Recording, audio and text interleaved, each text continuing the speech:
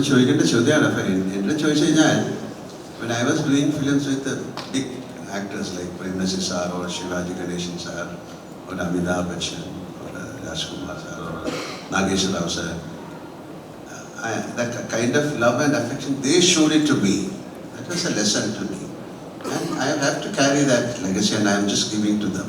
And അല്ലാതെ അവരെങ്ങനെയാണ് എന്നെ കണ്ടിരുന്നത്, എന്നെ എത്ര നന്നായിട്ടാണ് അവർ സ്നേഹിച്ചിരുന്നത്, എത്ര നന്നായിട്ടാണ് അവർ ഒരു സിനിമയിലേക്ക് പുതുതായിട്ട് പോകുന്ന ഒരു ന്യൂ ആക്ടർ എന്ന രീതിയിൽ അവർ നമ്മളെ ഒരു തരത്തിലും അവർ പുതിയ ആക്ടറാണെന്ന് പറഞ്ഞ് മാറ്റി നിർത്തിയിട്ടൊന്നുമില്ല.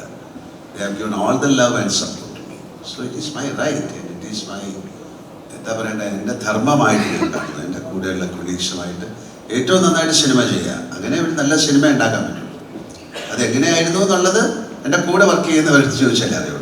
എനിക്ക് എൻ്റെ ധർമ്മത്തിനെ കുറിച്ചാണ് പറയുന്നത്. I consider it as my right to work very honestly with my colleagues.